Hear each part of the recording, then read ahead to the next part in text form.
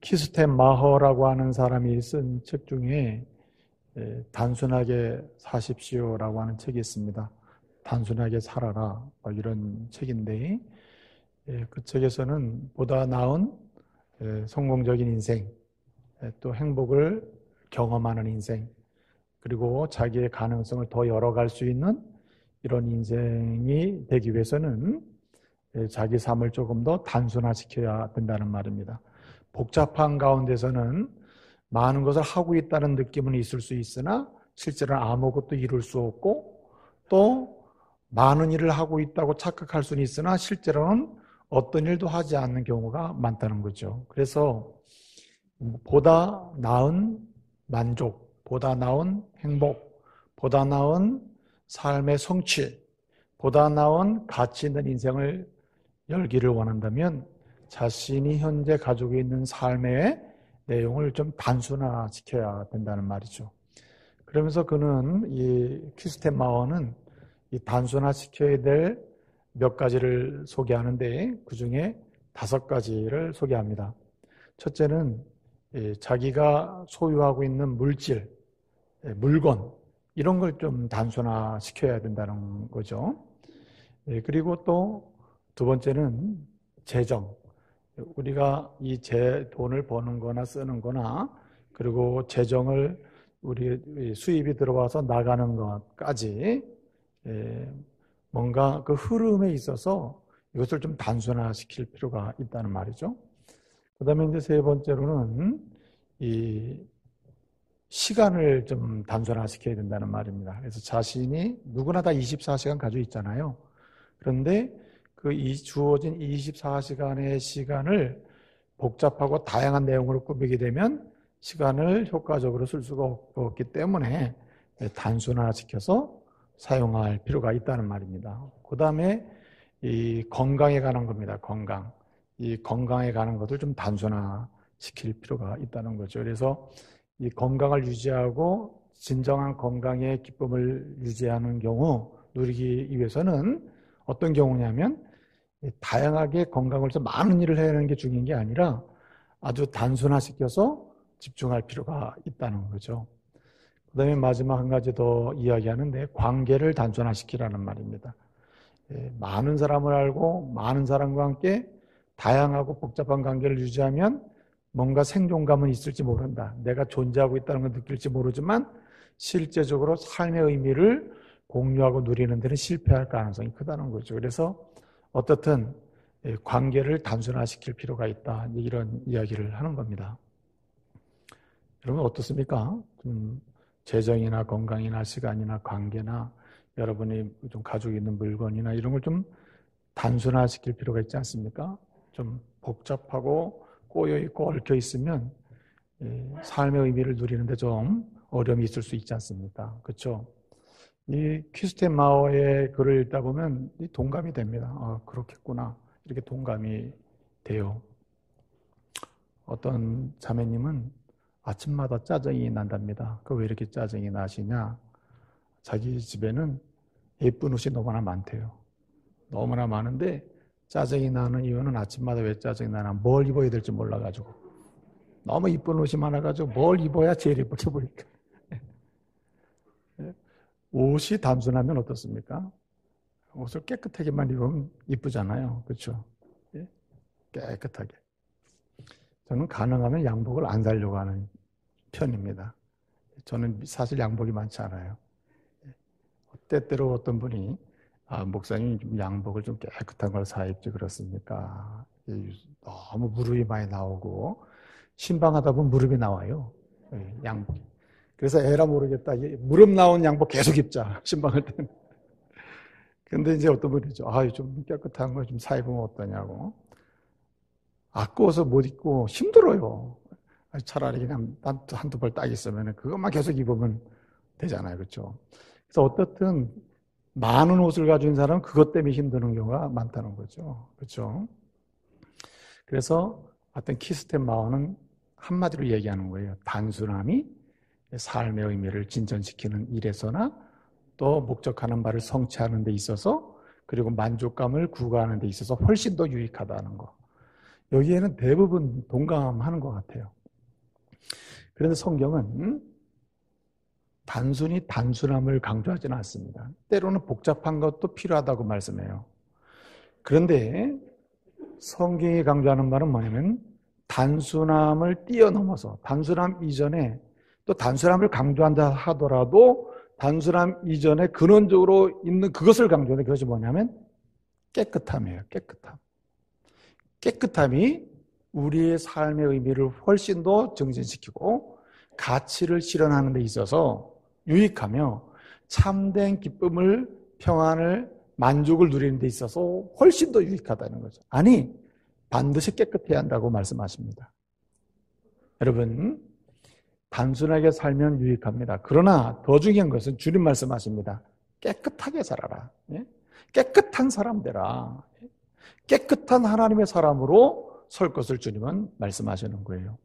오늘 본문 말씀 보게 되면 예수님을 따르는 사람이 몇 명이었죠? 오늘 1절에 보면 예수님을 따르는 사람이 몇 명입니까? 예? 인원을 알아맞혀 보세요. 몇 명이에요? 모르죠? 여기 본문 말씀 보게 되면 허다한 무리, 많은 무리가 예수님을 따랐다고 했습니다. 오늘 1절에 이렇게 말씀합니다. 우리 예수님이 산에서 내려오시니 수많은 무리가 예수님을 따랐다고 했어요. 이 산에서 내려오셨다는 말씀은 마태복음 5장, 6장, 7장 산상보훈 아슐의 인생에 대해서 아주 이 보석 같은 말씀을 선포하시고 그 말씀을 들은 사람이 감동이 된 거. 아, 그렇구나. 나도 아슐의 인생 살아야 되겠구나. 참된 기쁨과 감동을 누리고 그리스도의 자녀로서 백성으로 살아야 되겠구나. 그 너무 감동이 된 거예요. 그래서 예수님을 따르는데 산에서 내려오시니 수많은 사람이 예수를 따랐다고 했습니다. 자, 수많은 사람들 중에 예수를 따르는 사람이 그렇게 말해도 눈에 띄는 사람이 있어요, 없어요? 있죠. 허다한 무리가 예수님을 따른다 하더라도 그 중에 눈에 띄는 사람이 있거든요. 누가 보더라도 저 사람에게 눈에 띄는 사람이 있다 이 말이죠. 누가 눈에 띄었을까요? 가장 대표적으로는 아마 그 중에 제사장들이 있었으면 제사장이 눈에 띄었을 겁니다. 제사장도 저기 따라가고 있네? 눈에 띄었을 거예요. 분명히 제사장도 있었을 겁니다. 제사장은 뭐 하는 사람입니까? 예배를 인도하는 사람 아닙니까? 예배를 인도하는 사람. 그 다음에 허다한 무리 중에 또 눈에 띄는 사람 누가 있었을까요? 그 시대적 상황으로 당연히 랍비가 있었을 겁니다. 각 유대인들에게 때때로 소그룹으로 대그룹으로 하나님 말씀을 가르쳐주는 랍비들이 있었을 거예요. 많은 사람들은 예수님을 따르는 허다한 무리 중에서 우리 랍비도 저기 와 있네? 랍비가 눈에 띄었을 겁니다. 근데 여러분 또 눈에 띄는 사람은 누구입니까? 대부분 다수의 사람 차지하는 바리새인이 있었을 겁니다. 바리새인은 어떻습니까? 하나님 말씀의 열심이고 성경 박사들 아니에요. 성경에도 모르는 게 없어요. 아주 박사들이라 이 말이죠. 그들이 아마 허다한 무리 속에 있었을 겁니다. 눈에 띄는 사람 지금 얘기해 보는 거예요. 지금 여러분이 예배당에 들어와 있습니다. 예수님을 따르는 허다한 무리가 오늘도 여기 예배드리러 와 있다고요. 예? 허다한 무리가 와 있다니까요. 여러분 가운데, 여러분 생각에, 심중에, 여러분 예배드리면서 눈에 띄는 사람 누굽니까? 예? 목사님이라고 하지 마시고, 예? 눈에 띄는 사람. 여러분 마음에 눈에 띄는 사람 있을 거 아니에요? 오늘 같이 예배드리는데 누가 왔을 거고, 누가 왔을 거고, 이런 생각이 있을 거 아닙니까? 예? 자, 그런데 오늘 마태는 이렇게 얘기합니다. 허다한 무리가 예수를 따라야 되겠구나 따르는데 그리고 사람들 사이에는 눈에 띄는 사람이 분명히 있었는데 마태는 이렇게 소개합니다. 예수님의 눈에 띄는 사람은 그 사람들이 아니라는 거예요. 네? 예수님의 눈에 띈 사람, 예수님의 시선을 고정시킨 사람, 예수님의 관심이 된 사람, 예수님이 특별히 마음을 쏟고 그리고 집중하고 있는 그 사람, 예수님이 특별히 집중해서 시선을 고정시키고 저 사람을 내가 써야 되겠다. 저 사람이 곧 나와 특별한 관계에 있어야 될 사람이구나. 이럴 사람은 따로 있었다는 거예요. 오늘 본문은 누구를 이야기하고 있습니까? 예? 물론 나병 환자입니다. 어떤 사람입니까? 우리 주님이 시선을 고정하고 집중해서 바라보고 눈에 띄게 예수님의 눈에 띈 사람이 누구냐? 깨끗해지기를 열망하는 사람이에요. 나도 깨끗하게 살아야 되겠구나. 깨끗한 사람 돼야 되겠구나. 이 상태로는 안 되겠구나. 아니, 아슈레의 말씀을 우리가 들었는데 예수님을 따르려고 하다면 이건 도저히 안 되겠구나. 이 상태로는 아슈레의 인생으로 주님을 따를 수가 없구나. 주님과 함께 할 수가 없구나. 이 상태는 아니야. 뭐 해야 돼요? 깨끗해져야 되는구나. 나도 깨끗함을 받아야 되겠구나. 예? 깨끗함을 받기를 소원하고 깨끗한 인생 살기를 소원하고 앞서 말씀드린 이 퀴스턴 마을의 이야기를 좀 빌리자면 깨끗한 관계의 사람이 되기를 소원하고 깨끗한 재정의 사람이 되기를 원하고 깨끗한 부자가 되기를 원하고 깨끗한 그리고 소유자가 되기를 원하고 깨끗한 시간을 쓰기를 원하고 깨끗한 시간을 채우기를 원하는 이 사람에게 주님은 눈을 고정시키고 그 사람을 바라보시고 그를 결정적으로 쓰신다는 말입니다. 사랑하는 믿음의 가족 여러분, 오늘 이 시대의 하나님의 교회는 허다한 무리가 나오고 있어요. 오늘 본문에 산에서 내려오시는 허다한 무리가 예수를 따랐다고 했습니다. 허다한 무리가 오늘 교회에 올라옵니다. 매주일마다 올라와요. 근데 여러분, 이런 말씀을 드리면 마음에 어떤 마음이 들지 모르겠습니다. 그러나 우리는 마음을 다시 바꿔야 돼요. 주님이 바라보시고 주님이 시선을 고정하면서 하나님의 은혜를 주기를 소원하시고 그리고 하나님의 사람으로 쓰시기를 원하시고 정말 아슈레의 반열 속에서 복 있는 인생을 살아가도록 복 주시기를 기뻐하는 사람은 따로 있어요. 허다한 무리가 아니에요. 허다한 무리 중에 사람들이 볼 때 눈에 띄는 사람이 아니에요. 누구의 눈에 띄는 사람? 주님의 눈에 띄는 사람. 그 사람만이 그렇다는 거예요. 여러분, 주님의 눈에 띄는 사람 되시길 바랍니다. 주님의 시선을 사로잡는 사람 되시길 바랍니다. 주님의 마음이 집중될 수 있는 그러한 사람 되시길 바랍니다. 어떤 사람입니까? 여러분 대답했죠? 나병 환자 아니에요. 뭐 되기를 소원하는 사람? 깨끗하기를 소망하는 사람. 주여, 나도 깨끗해지기를 원합니다. 여러분, 오늘 사실은 3.1절 기념주일이에요. 3.1절이 뭡니까? 독립운동, 한 3.1 독립운동을 기념하는 절기 아닙니까? 그런 나라네. 그래서 교회에서도 민족적으로 많은 그리스도인들이 독립선언서에 참여하고 3.1 독립운동에 크리스찬이 주도적으로 참여했으므로 교회에서도 이것을 기념해서 민족을 사랑하고 민족 가운데 그리스도인의 사명을 한번 다해보자. 이렇게 해서 기념주의를 지키는 거죠. 근데 여러분, 저는 오늘 이 시대는 우리 민족이 정말 문제가 심각하다. 객관적으로는 독립이 돼 있고 주권이 있고 살아 있습니다. 그런데 내면적으로 들여다보게 되면 주님의 시선을 사로잡는 민족에서 잠깐만 이탈되고 있다. 이 민족이 잠깐 내적으로 문제가 되고 있다. 이거 흔들리고 있다. 흔들리는 이유가 무엇인가? 깨끗함이 사라지기 때문이다. 깨끗함이 사라져. 여러분, 깨끗한 민족을 주님 사랑하십니다. 깨끗한 민족과 깨끗한 조국을 주님이 이 시대의 세계 열방을 축복하는 통로로 사용하심을 믿으시길 바랍니다. 그래서 우리는 제2의 독립운동을 해야 돼요. 제가 오늘 드리고 싶은 말씀 포인트는 여기 있어요. 여러분, 가정이나 어디서나 우리 민족을 바라보면서 우리는 제2의 독립운동의 헌신자들이 되어야 돼요. 무슨 운동? 깨끗하게 운동, 깨끗하게 운동. 여러분, 조국이 깨끗해지는 방법은 누구를 탓해서가 아니에요. 바로 저와 여러분이 깨끗해질 때에 조국이 깨끗해질 줄로 믿습니다. 내가 깨끗해질 내 가정이 깨끗해져요. 깨끗한 아내, 깨끗한 남편, 깨끗한 아버지, 깨끗한 어머니가 되면 깨끗한 자녀가 나와요. 깨끗한 가정이 나와요. 깨끗한 미래가 열린다고요. 깨끗한 리더십들이 구석구석에 들어갈 때 조국이 깨끗한 조국이 돼요. 그래서 깨끗한 조국은 깨끗하게 쓰임받게 되는 거예요. 여러분, 좀 거창하긴 하지만 사실은 주님 우리에게 주신 사명이기도 하여 이 사회와 민족을 위하여 여러분 제2의 독립운동, 정말 사단 마귀가 무는 사자처럼 달려들어서 끊임없이 지저분하고 불의하고 더럽고 추악하고 죄악에 물들게 만들어서 우리로 하여금 무너지게 하는 이런 시대에 사단의 세력에 대해서, 악한 세력에 대해서, 더러움에 대해서, 죄에 대해서, 불의한 세력에 대해서 깨끗하게 운동을 통해서 저와 여러분이 이 시대에 기여할 수 있는 은혜가 있기를 바랍니다. 우리는 그렇게 살아야 될 책임이 있어요. 막 살아서는 안 돼요. 주님의 시선을 사로잡는 자는 다른 곳에 있지 않습니다. 일 잘하는 사람 아닙니다. 봉사 잘하는 사람 아니에요. 어떤 역할을 할 수 있는 능력 있는 사람 아니에요. 재물이 많은 사람 아닙니다, 여러분. 주님이 쓰시기를 원하고 시선을 집중해서 그에게 하나님의 은혜를 베푸는 그런 주님의 시선을 사로잡는 사람은요, 본질적으로 깨끗한 사람이에요. 깨끗한 사람. 그래서 우리는 우리 스스로 깨끗하게 될 수 있는 사람들이 아니지 않습니까? 우리는 주님의 은혜만이, 주님의 능력만이 나를 깨끗하게 하심을 우리는 알고 있는 사람들이에요. 내 양심을 내가 깨끗하게 못해요. 내 관계를 내가 깨끗하게 못해요. 내가 재정을, 돈을 버는 일에서나 쓰는 일에서 깨끗하게 내가 못해요. 그래서 주님의 은혜가 필요해요.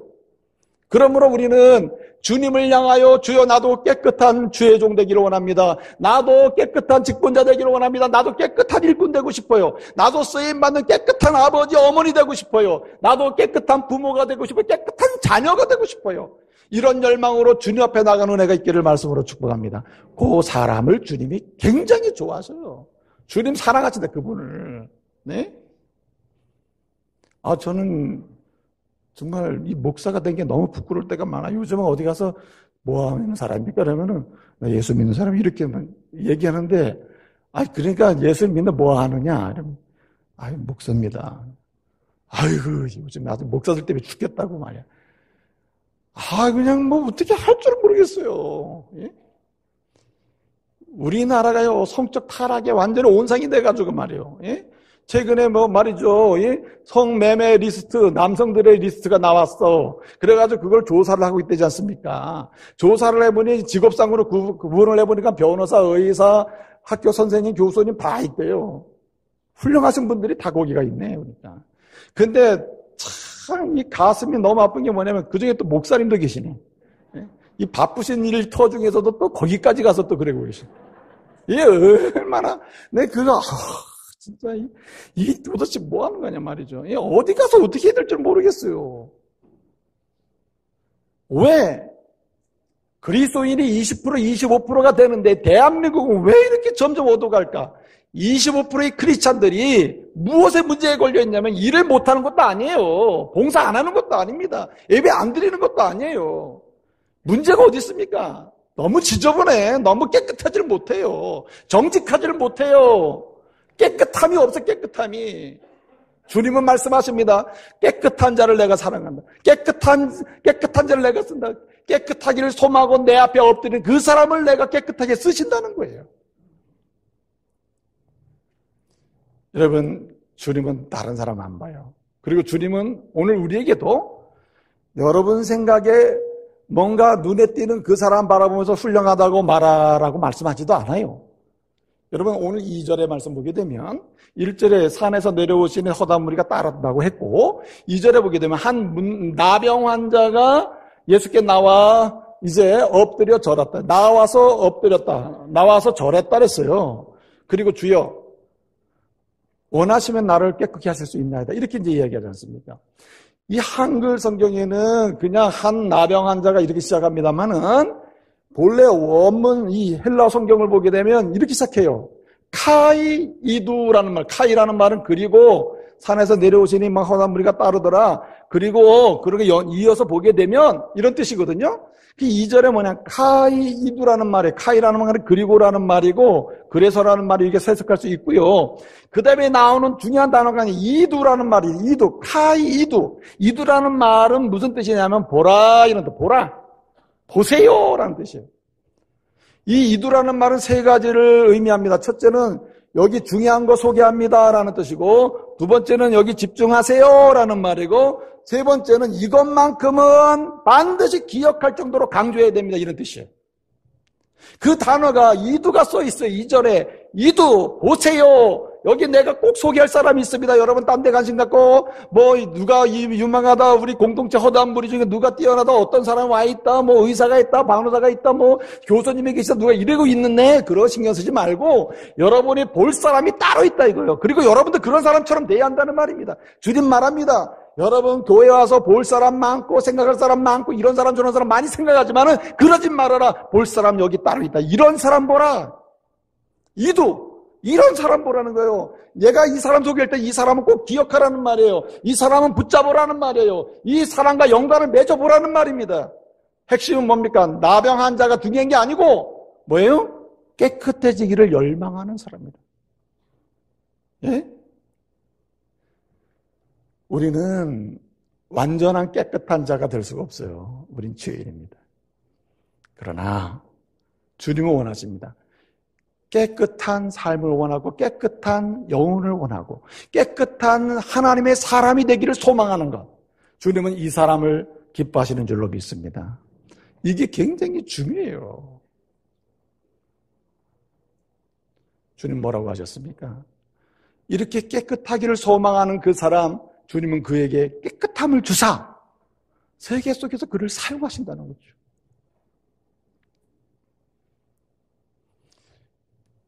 여러분, 오늘 말씀을 통해서 정말 복잡하게 얽혀있고 꼬여있기도 하고 불의하고 더럽고 남에게 드러내기에는 너무 치명적인 손상을 가져올 만한 연약하고 하나님이 좋아하지 않는 이러한 오염된 이러한 삶의 습관들이나 마음의 생각이나 사상이나 이런 가치로 물들어 있다면 주님 앞에 여러분, 주여 나를 깨끗하게 해주십시오. 나도 깨끗하기를 원합니다.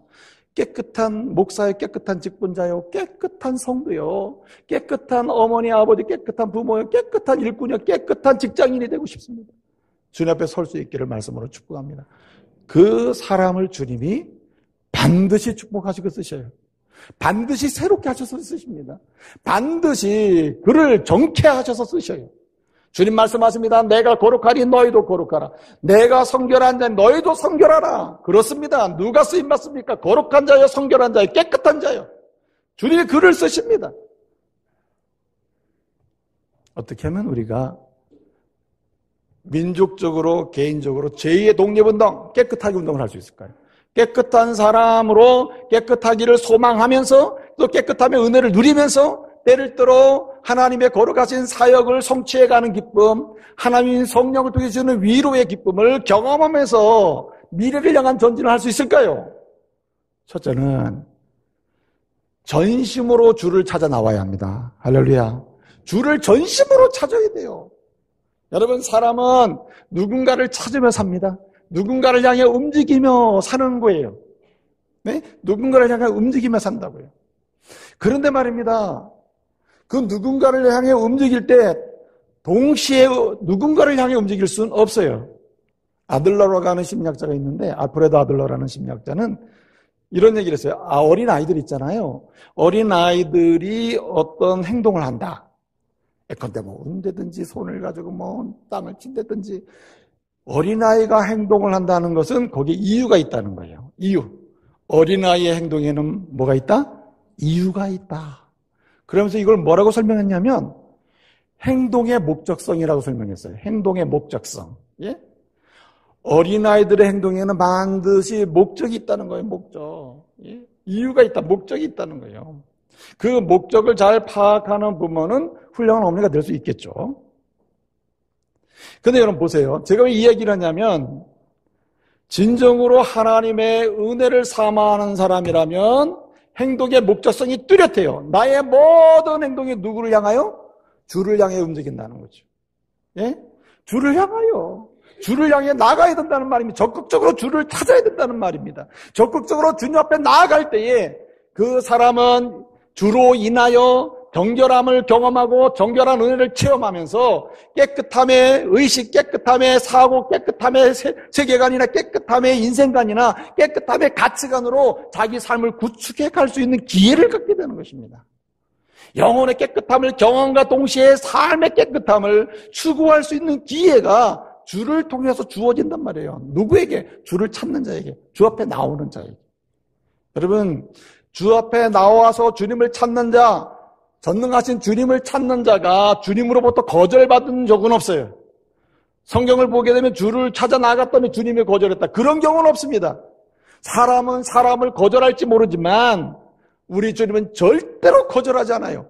주를 찾는 자에게 정결케 하시고 깨끗게 하셔서 하나님의 은혜의 삶의 여정을 걸어가게 하실 줄 믿습니다. 그 길을 걸어가게 하신다고 오히려. 그래서 여기 오늘 말씀해 보게 되면은 나아와 프로셀돈이라는 말인데 이 말은 용기를 동반하는 겁니다. 용기. 생각해 보세요. 오늘 여기 한 나병 환자라 그랬거든요. 이 나병 환자라는 말은 레프로스라는 말인데 이 말은 뭐냐면 이 말은 굉장히 중요한 의미를 떼요. 이 나병한 자라는 말, 레프로스라는 말이 뜨는 그 의미는 뭐냐면, 첫째는 사회적인 격리를 의미해요. 사회적인 격리. 그러니까 이 레프로스, 나병한 자라는 말이 딱 붙잖아요. 그의 삶의 실상은 어떻게 바뀌냐면 격리로 바뀝니다. 정상적인 마을이나 가정에서 이탈해서 쫓겨나가지고 정상적인 삶을 살지 못하는 사람들, 예컨대 경계와 경계지역으로 추방되는 한적한 곳으로 추방당해서 성 밖에서, 마을 밖에서 살아가야 되는 거예요. 이게 굉장히 비참한 거 아닙니까? 그 다음에 종교적으로는 죄인 취급받는 겁니다. 의인이야 죄인이, 너는 죄인이다. 너는 버림받은 사람이라는 뜻이 버림받은 사람. 이 레프로스 자체가 버림받았음을 의미해요. 그러니까 나병이 왔다. 이건 버림받은 존재라는 뜻입니다. 더 이상 관계를 틀 수 없는 거예요. 더 의미 있는 건 뭐냐면은 이 레프로스라고 하는 이 나병한 자라는 말이 딱 누구에게인가 적용되지 않습니까? 그러면 이 사람은 생활적으로 이미 죽은 겁니다. 살아있으나 죽은 것 같아요. 우리가 흔히 산송장이라는 말 씁니다. 살아있으나 죽은 것 같다. 이게 왜 그러냐면은 레위기 13장, 14장은 특별히 14장을 보게 되면은 13장, 14장에 설명에 이런 설명이 나옵니다. 예컨대 나병한 자가 되잖아요. 그러면 이 사람은 정상적인 사람이 자기에게 가까이 오면 자기가 먼저 설명을 해야 돼요. 나는 부정하다, 나는 부정하다. 한마디로 나는 정상적이지 않다는 뜻이거든요. 나한테 가까이 오지 말라. 이렇게 경계를 스스로 해줘야 되는 거예요. 이게 얼마나 비참합니까? 한마디로 난 살았으나 죽은 사람이니까 나에게 가까이 오지 마시오. 부정한 사람. 이러니 이게 얼마나 힘드냐 말이에요. 그 다음에 이런 사람은 이 레프로스라는 말이 딱 붙으면 머리를 풀어헤칩니다. 여러분처럼 예쁘게 머리를 하고 이렇게 다닐 수가 없어요. 정상적인 머리를 구조를 가질 수가 없어. 머리를 풀어헤치고 표시가 나버려. 그리고 옷을 찢어. 정상적인 옷을 입을 수가 없는 겁니다. 그러니까 이것은 살아있으나 죽은 거죠. 생활적으로 그렇다. 생활적으로. 그렇기 때문에 이런 사람이 정상적인 삶의 구조로 특별한 허락이 없는 가운데 정상적인 공동체, 정상적인 사람 사이에 정상적인 뭔가 레프로스가 아닌 사람들 속으로 들어오잖아요. 그러면 누구든지 돌로 때려서 뭐 할 수 있어요? 죽일 수가 있는 거예요. 그러니까 들어갈 수가 없어요. 잘못 들어가면 그냥 죽는 겁니다. 돌에 맞아 죽어요. 그러나 오늘 이 한 나병한 자를 설명하는데 이 사람은 자기가 이렇게 깨어진 관계, 육체적으로 질병의 상태, 그리고 심리적으로 영적으로 공고한 상태에 있는 이렇게 연약한 상태에 있는 불의한 상태에 있는 부족한 상태에 있는 내 외적으로 죄인으로 낙인 찍히고 관계도 깨어진 이 상태에서 내가 살 수 있고 내가 깨끗해지기를 원하는데 깨끗해질 길이 없는 거예요. 길이. 깨끗해질 수 있는 방법은 내가 들은 바 저 예수밖에 길이 없다 이 말이에요. 그리고 주님께로 온 줄로 믿습니다. 뭘 각오하고 온 거죠? 따라서 돌에 맞아 죽을 각오했다. 이건 좀 표정을 짓는 게 좋아요. 돌에 맞아 죽을 각오했다니까. 돌에 맞아 죽을 각오를 하고 오는 거예요. 여러분, 사회적으로 또 친구와 동료와 많은 사람들 속에서 정말 예수 앞으로 나오는데 돌에 맞을 죽어가고 한마디로 왕따 당하고 한마디로 무시당하고 모독당하고 경멸당할 수 있는 상황임에도 불구하고 오직 내 인생을 새롭게 할 뿐, 내 삶을 새롭게 할 뿐, 나를 깨끗하게 만들 뿐, 정결하게 할 뿐, 그래서 의미 있고 가치 있는 인생을 살아가게 만들 뿐은 오직 예수밖에 없습니다. 주님께 나오는 그 사람은 주님이 정결케 깨끗하게 거룩하게 새롭게 하셔서 인생의 기회를 주실 줄로 믿습니다.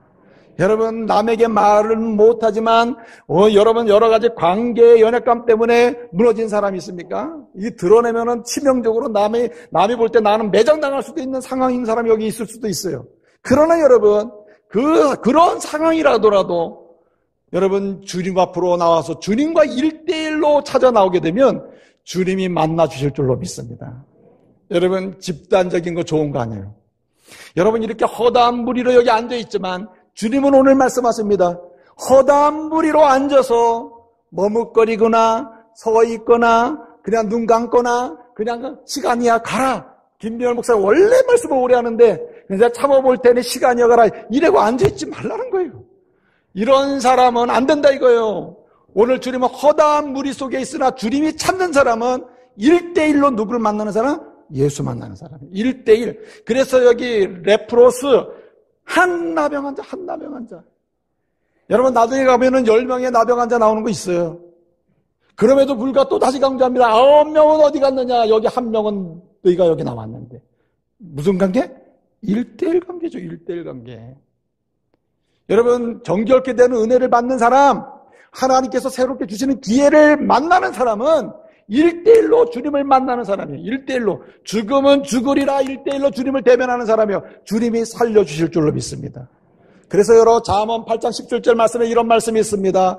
누구든지 나를 정말 사랑하는 사람, 나를 집단적으로 누가 사랑하니까 나도 사랑해 보려고 한다든가, 누가 예수 믿으니까 나도 믿어보려고 한다든가, 누가 교회 가니까 나도 덩달아 한번 가보려고 하는 이런 사람이 아니라, 누가 가든 안 가든 믿든 안 믿든 나는 주님 앞에 서리라. 그러면 주님을 사랑하는 사람, 나의 사랑을 뭐하며? 입으며. 나를 1:1로 이렇게 사랑하는 사람, 내 사랑을 입으며, 나를 전심으로 찾는 자, 내가 그를 뭐하리라? 만나리라. 이게 무슨 말입니까? 사랑을 입고 만나해 주신다는 말은 거룩하신 하나님과 뭔가 대면할 수 있는 조건이 형성된다는 말인데, 정케한다는 말이에요. 새롭게 한다는 말이에요. 새롭게. 하나님 은혜를 주신다는 말이죠. 이게 얼마나 기막힌 말씀입니까? 예레미야가 말이죠. 눈물의 선지자 아닙니까?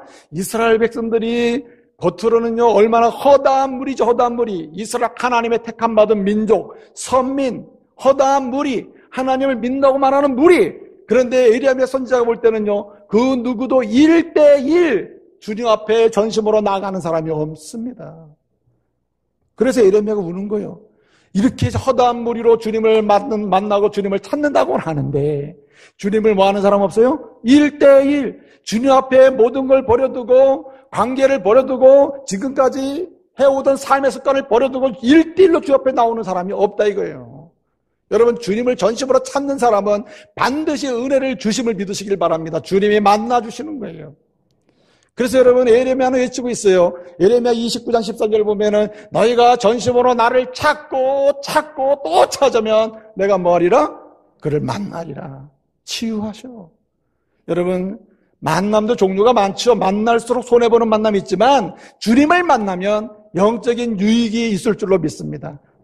정결케 하시고 새롭게 하시는 거죠. 예쁘게 하시는 거죠.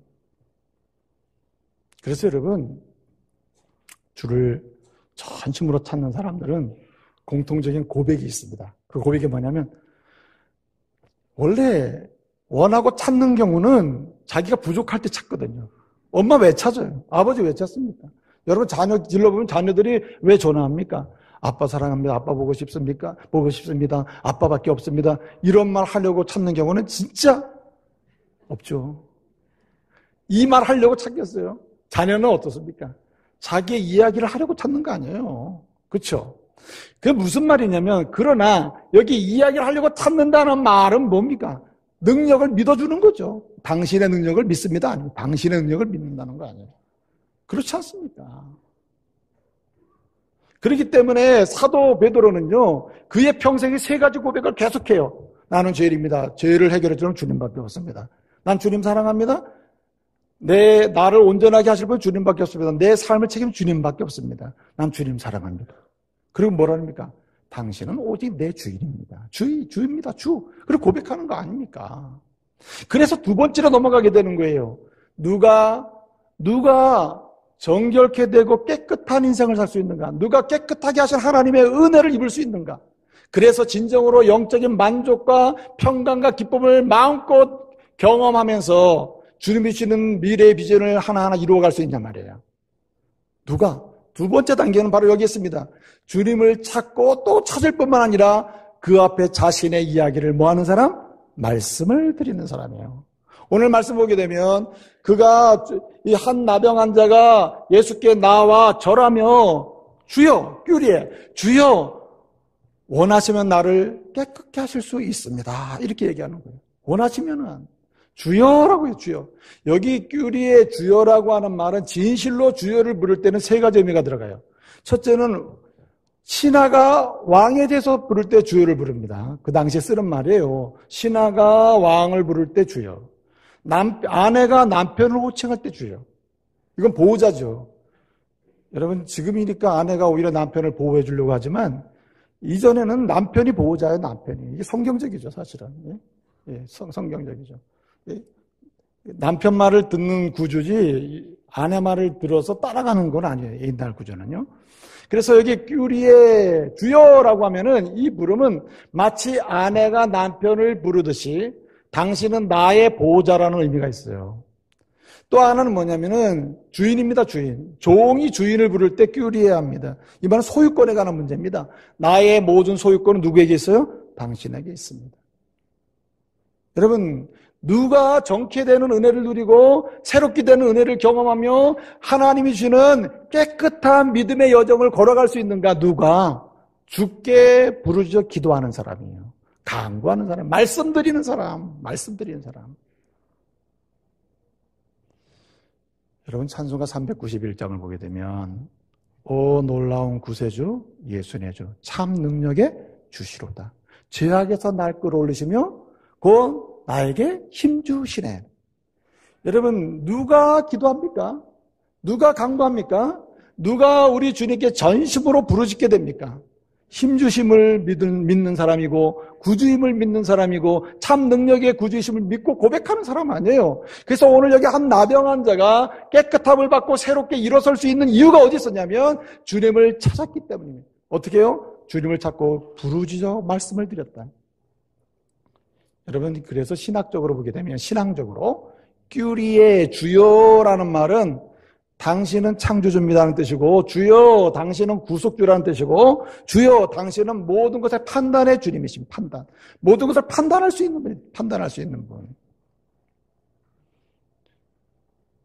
그러므로 사랑하는 믿음의 가족 여러분, 여러분의 입술에서 주님은 나를 만드시는 분입니다. 주님은 내 인생의 여러 삶의 여정에서 때를 따라 반드시 건져주시는 분입니다. 건지실 수 있는 유일한 능력의 주님이십니다. 당신은 내 삶의 모든 것을 판단하시고 그리고 때를 따라서 필요를 공급하시는 분입니다. 이렇게 고백하면서 그 주님의 이름을 부르시길 바랍니다. 그럴 때 정결케 하시는 은혜, 깨끗게 하시는 은혜, 그리고 새롭게 일어나는 은혜를 누리게 되는 거예요.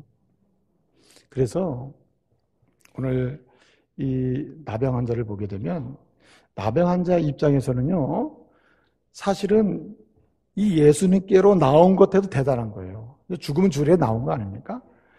그런데 아무도 예수님에 대해서 당신은 창조주이십니다. 당신은 한마디로 얘기해서 구속주이십니다. 당신은 모든 것을 판단하시고 심판하시는 판단의 주님이십니다. 이렇게 고백을 할 때 사람들은 다 놀라지 않겠어요? 어떻게 저 사람이 저렇게 고백할 수 있느냐? 나도 못하던 고백을. 그래서 여러분, 주님은 누군가를 사용하셔서 시대의 독립운동이든 신앙, 영적인 개혁운동이든 이 일을 맡기실 때에 놀라게 할 사람, 많은 사람은 놀라게 할 사람, 감동을 줄 사람을 찾는데 그분이 누굽니까? 부르짖어 기도하는 사람입니다. 여러분, 역사는 기도하는 자들에게서 움직입니다. 여러분, 가문이 변화되는 과정을 보게 되면 기도하는 양에 따라서 달라져요. 여러분, 기도하지 않는데 변화되는 거 봤습니까? 여러분, 기도하는 양만큼 변화된다는 거 여러분 경험하시길 바랍니다. 기도하는 건 절대 땅에 떨어져. 전능하신 주님을 신뢰하고 고백하면서 주님은 만드시는 분이요, 우리 가정이나 가문이나 내 인생을 만드시고 그리고 만드실 뿐만 아니라 반드시 때때로 건져주시고 때때로 공급하시는 분임을 고백하면서 말씀을 계속 드릴 때 그 하나님께서 일하신다. 그 하나님이. 여러분, 낙숫물 효과라는 거예요. 낙숫물 효과. 아주 오래된 건물을 보면은 그 건물 처마 밑에 예컨대 놓여있는 머릿돌이라든지 무슨 뭐 계단이라든지 이런 데 보면은 뭐가 뚫려 있죠? 구멍이 나죠. 낙숫물. 예컨대 뭐 50년, 60년, 100년이 된 건물들을 보면은 어떻습니까? 어느 순간에 그 구멍이 이렇게 이렇게 파여 있어요. 무슨 효과? 낙숫물 효과죠. 근데 여러분, 기도에 낙숫물 효과가 있어요. 기도는 계속 드리는 대로 하나님의 응답은 계속돼요. 믿으시길 바랍니다. 반드시 하나님의 역사하십니다. 그러니까 기도가 바로 우리를 정케하신 하나님을 만나는 길이요, 주님과 동행하는 놀라운 하나의 축복의 통로가 되는 거예요. 여러분, 내일부터 무슨 일이 벌어집니까? 예? 20 비전 특사가 벌어져요. 어떤 분은 그래, 나는 우리 자식만큼은 정말 사랑합니다. 우리 자녀가 잘 될 수 있다면 자녀를 위해서라면 내가 죽는 희생이라도 하겠습니다. 여러분 신용 좀 내시길 바랍니다. 내일부터. 예? 자녀를 정말 사랑하면 죽는 희생 내보란 말이에요. 죽으면 죽으리라. 예? 자녀를 위해 축복하는 20일의 작전기도. 여러분 자녀들의 영적인 새로움, 정결케 되는 역사, 사고의 새로움, 그리고 세계관의 새로움, 인생관의 새로움, 비전의 새로움의 역사가 자녀들 가운데 나타날 줄로 믿습니다. 뭐 할 때? 부르짖을 때. 그렇단 말이죠. 마지막 한 가지 더 말씀드리고 싶어요. 오늘 본문 말씀 보게 되면 여기 이런 말씀이 있습니다. 주여 원하시면 깨끗하게 하실 수 있습니다. 여러분 복음서 있잖아요. 마태복음, 누가복음, 요한복음까지 이 복음서를 기록하는 그런 말씀을 보게 되면 특별히 마태복음이 특별히 강조되고 있는데 여러분 성경 읽다 보면 이게 주제가 뭔지 잘 모르죠. 그죠? 이게 핵심 메시지가 뭐지? 궁금할 때가 있지 않습니까? 파악하는 방법 중에 하나가 뭐냐면은 어떤 중심적인 동사나 단어가 의도적으로 3번 반복되면 그게 주제가 돼요. 네? 성경을 읽다가 특정 단어나 특정 어절이 3번 반복돼서 기록되고 있다면 그 단락의 주제가 그 말씀이 될 가능성이 99.9%예요. 특별히 마태복음, 마태 같은 경우에는요, 특정 단어를 주제를 강조함으로써 그 말하고자 하는 메시지를 주는 걸 볼 수 있어요. 오늘 본문 보게 되면 2절에 뭐라 그럽니까? 주여 원하시면 저를 깨끗게 하실 수 있습니다. 깨끗게 하실 수 있습니다라고 해요. 깨끗게. 카다리사이라는 말인데 깨끗게 하다는 말이 카다리오라는 말이거든요. 그리고 또 3절에 가면 뭐라 그러냐면 주여 원하시면 주님 뭐라 내가 원한다. 깨끗함을 받으라 그래요. 깨끗함을 받으라. 카다리스데티라고 그래요. 그 다음에 마지막에 그랬더니 즉시 뭐 했다 그랬어요? 깨끗해졌다. 카다리스데라고 나와요. 그 말은 뭐냐면 오늘 본문이 마태는 이 깨끗하게 하다는 말을 3번 반복함으로써 오늘 중심적인 메시지는 나병 환자가 나병을 고쳤다는 데 있는 게 아니라 주님이 원하시는 사람은 뭐 하는 사람? 깨끗하기를 소원하는 사람이다. 이걸 말씀하고 있는 거예요. 그런데 오늘 중요한 게 뭡니까? 주님이 원하시면 깨끗게 하실 수 있습니다. 이 말은 뭐냐면 내가 원하는 대로 나를 깨끗게 만들지 마시고 누가 원하시는 대로? 주님이 원하시는 대로 나를 만들어 달라는 말이에요. 깨끗하게 달라는 말이에요. 여러분 사람은 기준이 천차만별 아닙니까? 깨끗한 기준도 다 달라요. 예? 부자의 기준이 다르듯이 뭐가 부자다? 여러분 부자의 기준이 뭡니까? 또 깨끗함의 기준이 뭐예요? 다 다르죠. 생각의 기준이 다 달라요. 그러나 오늘 여기 나병 환자는 이렇게 얘기합니다. 어떻게 깨끗함의 은혜를 입는가? 그리고 하나님께 쓰임받는 사람이 되느냐? 포인트는 주님의 뜻대로 깨끗하게 되고 주님의 뜻대로. 그래서 누가 깨끗하기를 열망하는 사람이고 깨끗함의 은혜를 누려서 하나님이시는 참된 아실의 인생을 걸어갈 수 있느냐면 주의 말씀대로 가는 사람이에요. 주의 말씀대로. 주의 말씀대로 순종하는 사람이라는 말입니다. 말씀대로. 기준을 말씀으로 삼는 사람. 깨끗함의 기준을 말씀이다. 깨끗함의 기준을 말씀. 그래서 저는 우리 아이들에게 항상 그런 얘기를 해요. 어디를 가든지 무엇을 하든지 주님이 좋아하시는 것 그거 열심히 해라. 그러나 네가 좋아하는 것 그것만 열심히 하지 마라. 네가 아무리 좋아해도 누가 싫어하면 예수님이 싫어하시는 것을 절대 하지 말아라. 그것은 너에게 절대로 도움이 되지 않는다. 예? 정말 우리를 진실로 깨끗한 사람이요 정결한 사람으로 쓰임받는 사람이 되도록 하는 가장 중요한 기준은 뭐냐면 주님이 원하시는 거예요. 주님이 원하시는 거예요. 제가 최근에 읽은 책 중에 하나가 뭐냐면은 하버드 행동심리학 강의라는 책이 나왔어요. 2월 달에 출판됐는데 웨이 슈잉이라고 하는 사람이 이제 썼는데 그 책에 보게 되면 하버드의 행동심리학을 쭉 얘기하는 8강의가 다 쭉 되어 있습니다. 근데 이제 거기 재밌는 얘기가 나와요. 한마디로 이제 하버드 직선 이론인 것인데 예컨대 자기가 성공하기를 원하고 뭔가 잘 되기를 원하고 만족한 인생을 살기를 원한다면은 현실과 목표 사이에 직선 이론이 필요하다는 거예요. 직선 이론. 돌아가고 이리 돌아다니면 곡선으로 가고 뭐 이렇게 왔다 갔다 구불구불 가면은 마치 목표에 도달하더라도 이 왔다 갔다 하는 과정이 이 목표의 달성 과정을 실제로 못 느끼게 할 수 있다는 거죠. 그래서 현실과 목표 사이의 직선 이론인데 이 직선 이론에 입각해가지고 뭔가 자기가 나가야 될 길을 향해서 선택과 결정을 해나가다 보면 이 사람은 굉장히 만족도도 높고 성취욕도 높을 수가 있다는 말이에요. 자, 그러면 이 직선 이론은 여기 선택과 결정인데 가장 빠른 거, 그러면서 시간이 단축되는 거, 뭐 이런 얘기 이제 하는 거죠. 근데 중요한 건 기준이 문제가 아닙니다, 기준이. 어떤 게 기준이냐가 대단히 중요한 문제가 될 거라 이 말이죠. 그렇죠? 기준이 문제가 되겠죠. 거기에 대한 얘기는 좀 안 돼 있어요.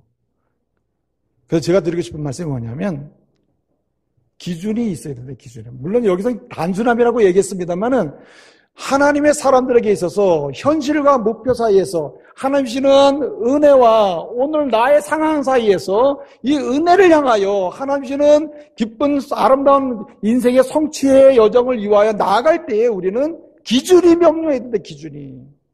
하나님의 말씀을 따라가야 한다는 말이에요. 네? 거기 깨끗함이 있는 거죠. 말씀은 항상 깨끗함 따라 깨끗하게 만들어가니까. 여러분 보세요. 하버드 행동심리학 강의라는 그 책에 읽다 보니까 재밌는 얘기가 나왔어요. 어떤 글로벌 기업에서 고급 임원을 공개 채용을 하는데 세계 유수대학에서 막 그냥 졸업생들이 이력서를 낸 거예요. 그래서 막 이제 거기서 추려서 3명이 뽑힌 겁니다. 그 3명은 마지막으로 그 글로벌 기업의 회장님을 면접해서 1명이 뽑히는 거야. 면접을 시작했어요. A가 회장님실에 들어갔어요. 딱 들어가니까 요 얘기만 하고 맞출 때리가 눈 떠보셔. 네? 딱 들어가니까 회장의 이마에 말이에요. 잉크가 이렇게 묻어있는 거예요. 잉크 자국이. 그러니까 얼마나 웃깁니까? 막 웃을 수도 없고 그렇다가 웃었다가 단방 떨어질 것 같고. 그래서 그냥 안 본 것처럼 딱 앉아가지고 회장 면접을 한 거예요. 그리고 이제 나왔어요. 간신히 참은 거죠, 웃음을. 2번째 사람 들어갔어요. 2번째 사람 들어가 보니까 이번에는 이마에 잉크 자국뿐만이 아니라 넥타이는 이렇게 삐뚤어져 있고 또 단추는 이렇게 몇 개씩 열려 있는 거예요. 이게 얼마나 웃깁니까? 회장이라는 거니. 예? 그렇잖아요? 그래서 진짜 너무 감당이 안 되는 거예요. 그렇지만 묻는 말에 딱 대답이 딱 나왔어요. 3번째 사람이 딱 들어갔어요. 들어갔더니 회장이 이제 질문을 막 합니다. 질문을 막 하니까 이 3번째 사람이 회장님, 질문에 대답하기 전에 제가 먼저 좀 3가지를 얘기해야 되겠습니다. 뭘 얘기하려고 하냐? 첫째로 회장님 이마에 잉크 자국이 있어서 지금 얼룩이 져 있습니다. 둘째로 넥타이가 삐뚤어져 있습니다. 셋째로 이 단추가 몇 개씩 이렇게 빠져 있어서 면접 보는 사람이 아닌 외부의 사람이 회장님을 보면 회장이 이 기업 이미지가 완전히 손상되게 됐습니다. 그러므로 회장님 다른 사람 만나기 전에 이 부분은 해결을 하시고 만나시면 좋겠습니다. 회장이 어두운 얼굴을 쫙 하면서 나가세요. 예? 그래서 아이고 괜히 그랬구나. 괜히 솔직하고 그냥 괜히 깨끗한 척 해가지고 그냥 다 얘기했구나. 그렇게 나와서 막 수위를 한 거예요. 스트레스 받는 거죠. 그래서 이제 절망을 하고 막 나가는데 비서가 쫓아오더니 내일부터 출근하래요. 내일부터. 그런 얘기가 그 기록되어 있어요. 그 표현에는 그 스토리의 마지막 결론은 뭐냐면 단순함이라 이거예요. 단순함. 근데 저는 말씀드리고 싶은 게 뭐냐면 단순함이 이런 결과를 가져올 수 있어요. 그러나 이러한 크고 작은 하나님이 주시는 여러 가지 여정 중에 주시는 은혜는 지속적으로 경험하는 길은 깨끗함이 있어요. 믿으시길 바랍니다. 정직하고 깨끗하고 솔직하고 그리고 연약하면 연약함대로 힘은 힘이 있는 대로 부족하면 부족한 대로 주님 앞에 놓고 주님 앞에서의 깨끗함으로 우리가 세상을 향하여 나갈 때 세상이 감당치 못하는 인물이 될 줄로 믿습니다. 세상은 이런 사람을 찾고 있는 거예요. 이런 사람이 세상을 움직이는 것입니다. 주님은 말씀하십니다. 깨끗한 사람이더라. 나 앞에 나오고 나한테 날마다 나와라. 나에게 날마다 와라. 그리고 날마다 나에게 이야기를 해라. 그리고 내 말을 기준으로 선택과 결정을 끊임없이 해나가라. 그곳에 내가 은혜를 베풀 것이고 정결케 하여 내가 너를 사용할 것이다. 주님은 반드시 복된 말씀을 주실 줄로 믿습니다. 이제 말씀을 마칩니다. 엘버트 로웰이라고 하는 하버드 총장을 역임한 사람이 있는데 이분이 이런 얘기를 했어요. 교육받은 사람, 그러니까 educated man이죠. 교육받은 사람, 교육이 된 사람이라면 다방면으로 조금씩은 다 알고 있어야 합니다. 근데 그게 끝이 아니에요. 정말 중요한 것은 다방면으로 조금씩은 다 알고 있어야 하지만 당신이 반드시 알아야 될 전공 분야는 깊이 알아야 됩니다. 깊이. 그것만큼은 깊게, 넓게, 폭넓게 꽉 붙잡아야 한다는 거예요. 그래야 기여하는 인생이 될 수 있다는 거예요. 자, 저와 여러분이 그리스도로 꽉 붙잡아야 될 게 뭘까요? 대답해 보세요. 시작. 어째 설교가 끝나는데 대답을 못 하시나요? 뭐요? 깨끗함. 다시 시작. 깨끗함. 깨끗함이요. 깨끗함. 깨끗함을 깊게 넓게 체험하면서 붙들고 나가시기를 말씀으로 축복합니다.